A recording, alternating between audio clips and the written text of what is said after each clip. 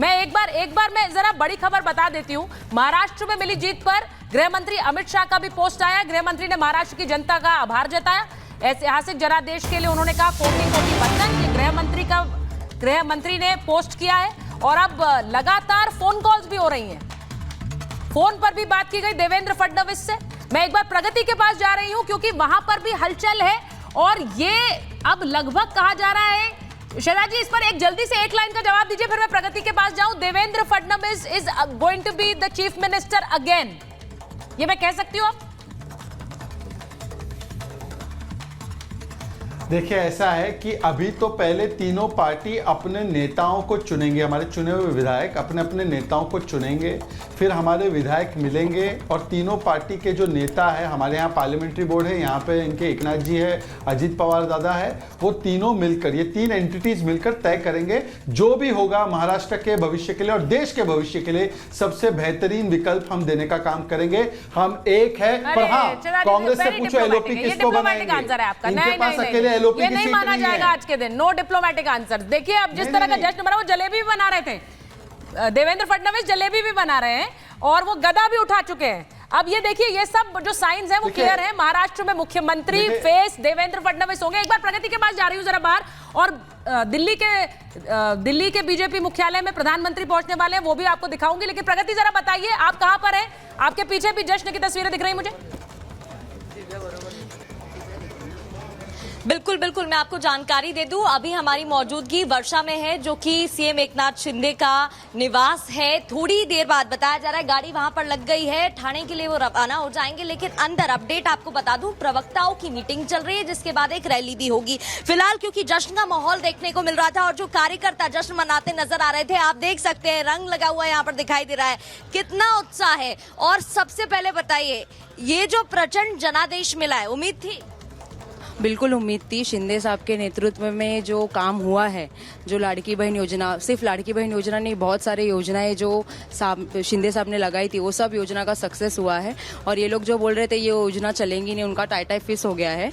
और वो लोग अभी उनको समझ में नहीं आ रहा है कि इतना जनता ने इतना प्यार कैसे दिया शिंदे साहब को, और ये होना ही था। शिंदे साहब के नेतृत्व में जो काम महाराष्ट्र में हुआ, ये पहली बार महाराष्ट्र में देखा अगला सीएम महाराष्ट्र का कौन होगा? बिल्कुल, अगले सीएम की बात करें तो देखिए, अब अगला सवाल तो वही है। आपको क्या लगता है? सवाल जवाब देने के लिए बना है। फिर भी क्या आपका क्या मानना है? तो चाहते हैं कि हमारे मुख्यमंत्री एकनाथ शिंदे साहब ही हो, क्योंकि उन्होंने जो अभी किया है, जो लीड दी है, जो अनएक्सपेक्टेड लोगों के सामने से था, उन्होंने करके दिखाया। और जो बोलते हैं कॉमन मैन, अब वो सिर्फ कॉमन मैन नहीं है, वो कमिटमेंट बॉस भी हो चुके हैं। बिकॉज वो जो बोलते हैं वो करके दिखाते हैं। तो हमें तो यही है कि वो ही आगे की सरकार में जो मुख्यमंत्री बने तो एकनाथ शिंदे साहब ही बने।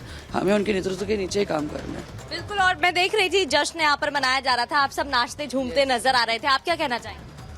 शिंदे साहब ही बनने चाहिए, क्योंकि वो सबको एक साथ लेके चलते हैं और सगळ्या लाडक्या बहिणी जो बता रही है एकनाथ शिंदे के आवाज पर है, शिंदे साहब भी बनने चाहिए। जरा एक बार मैं ब्रिजमोहन जी के पास जाती हूँ, क्योंकि ब्रिजमोहन जी, आपके नेता ने भी कमाल कर दिया है भाई। एनसीपी असली आपकी है, ये भी दिखा दिया। सीटें, बहुत से लोग कह रहे थे एनसीपी कमजोर कड़ी हो सकती है, आपने दिखा दिया हम कमजोर नहीं है।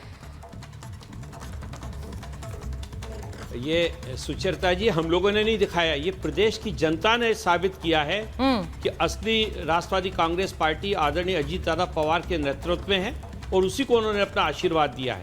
मैं आपसे लेकिन जरूर कहना चाहूँगा, अब तो कम से कम आप ये कहिए कि राष्ट्रवादी कांग्रेस पार्टी, जब आप अजीत गुट लगाती है तो लगता है कि अभी नहीं सर, वो लोगों की समझ के लिए लगाना पड़ता है।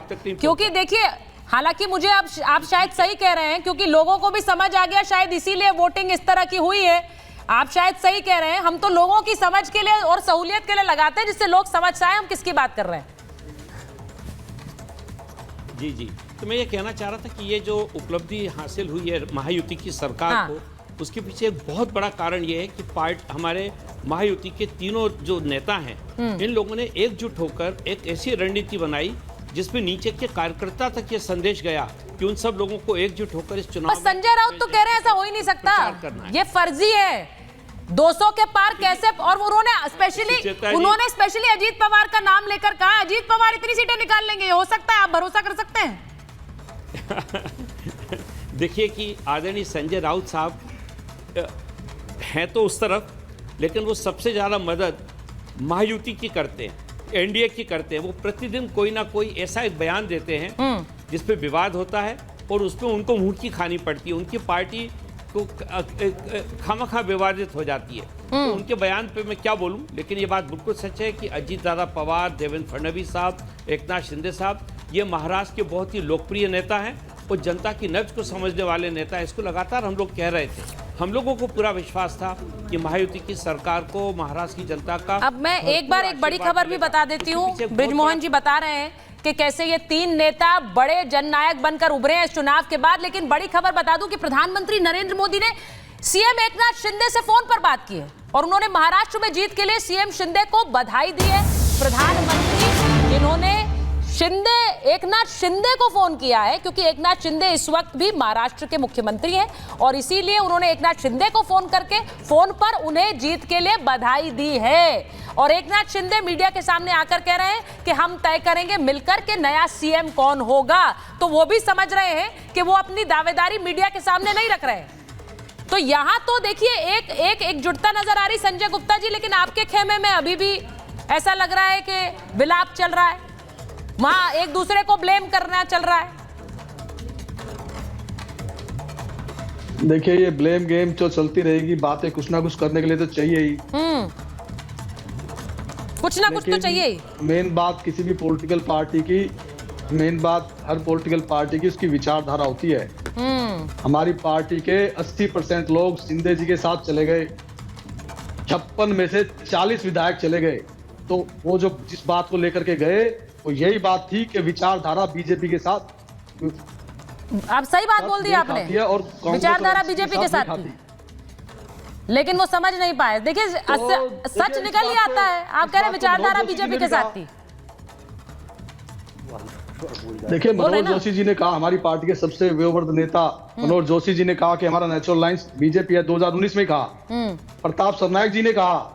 फिर उसके बाद शिंदे जी के साथ 40 विधायक चले गए। उसके बाद भी अगर कोई बात नहीं समझ रहा, आज भी हमारी पार्टी के 90% लोग ऐसे हैं जो ये कहते हैं कि हम बाला साहब को मानते हैं, मोदी साहब को मानते हैं, अटल जी को मानते हैं, हम कांग्रेस के नेताओं को नहीं मानते। मगर कोई सब कुछ जुटा करके भी होश में ना आए तो उसको क्या कहें। तो कौन होश में नहीं आया? उद्धव ठाकरे होश में नहीं आए थे, ये आप कह रहे हैं आज के दिन कि वो होश में नहीं आए और उन्होंने गलत फैसला लिया। जनता ने क्या, महाराष्ट्र की जनता ने जो फैसला दिया है, क्या इस फैसले के बाद हम कुछ कहना बाकी रह गया? क्योंकि अरे ये तो बड़ी बात है संजय गुप्ता जी, आप ना शो पर ज्यादा आया करिए। आप जब भी आते हैं कोई ब्रेकिंग न्यूज जरूर देते हैं। अब आपको मलाल हो रहा है कि आप लोग क्यों बीजेपी के साथ नहीं गए। वहां सीएम पोस्ट भी आपने हाथ से गवा दी थी, फिर अब विचारधारा भी चली गई। जो असली विरासत थी बाला साहेब की, वो जनता ने तय कर दिया किसे मिली है, तो ये भी तय हो गया है। मैं एक बार प्रेम कुमार जी और चंद्रप्रकाश जी को स्टूडियो में, हाँ, आप तो ब्रेकिंग देते हैं ना न्यूज, आप यही कह रहे हैं कि ये मलाल हो था और ये गलत निर्णय हो गया। तो मतलब अजीत पवार ने सही निर्णय ले लिया, आपने गलत लिया। एकनाथ शिंदे ने सही ले लिया, उद्धव ठाकरे ने गलत लिया। ठीक बात है। जो जब महाराष्ट्र की जनता ने इस बात का फैसला किया है तो और क्या रह गया इस बात में? आज भी अगर हम ना माने तो और क्या? ये जो संजय गुप्ता ने यू टर्न लिया, यही यू टर्न उद्धव ठाकरे तो नहीं लेंगे। देखिए, संजय गुप्ता जी और अपनी पार्टी रहे हैं या उन्होंने अपनी पार्टी छोड़ने का मन, आवाज बड़ी दब गई आपकी, आज क्या हो गया? संजय दोस्त, उनके ऊपर कमेंट थोड़ा सा संभल के ही करना होगा। भाई संजय गुप्ता जी ने पार्टी छोड़ने का मन बना लिया है कि उनके बीच क्या है वो जाने, लेकिन चुनाव में जो पराजय हुई है उस पर उनकी वो प्रतिक्रिया है। पर एक थोड़ा सा अलग बात बोलना चाहता हूं कि आज 2 राज्यों का चुनाव परिणाम आया और मैं अपने आप को यहाँ देख रहा हूँ कि झारखंड से कोई प्रतिनिधि नहीं है। मुझे ही मान लीजिए कि मैं झारखंड, आप पत्रकार हैं, आप दोनों पे बोल सकते हैं। झारखंड का मैं प्रतिनिधि हूँ, जमशेदपुर से हूँ, तो आप मुझे ही मान लीजिए कि मैं झारखंड का प्रतिनिधि हूँ अपने पैनल में। देखिए, झारखंड में भी उतनी ही बड़ी जीत हुई है जिसकी चर्चा होनी चाहिए। और जो वहाँ कल्पना सोरेन, हेमंत सोरेन, इन लोगों ने जिस तरह से अपना स्टारडम फिर से, पहली बार झारखंड में कोई सरकार रिपीट हुई है, ये भी ऐतिहासिक बात हुई है। थोड़ी देर पहले बीजेपी भी कह रही थी ना हम रिपीट कर रहे हैं, तो ये रिपीट झारखंड में भी हुआ है। वो इसलिए हो रहा है क्योंकि बीजेपी ये नहीं कह रही है कि ईवीएम हमारे वाले में ठीक थी और आपके वाले में खराब थी। ये वाला जो राग है ना, ये ऑपोजिशन से आता है। अपने से लोग बोल करके नहीं, अपने से नहीं बोल रहे हैं भाई। संजय राउत ने क्या बोला है चंद्रप्रकाश जी, वो तो आकर बोल गए मैं मानता ही नहीं हूँ ये नतीजे, ये खराब है, ये गलत है। बाकी सबकी भाषा भी यही है, ईवीएम को खारिज करने वाली भाषा है सबकी।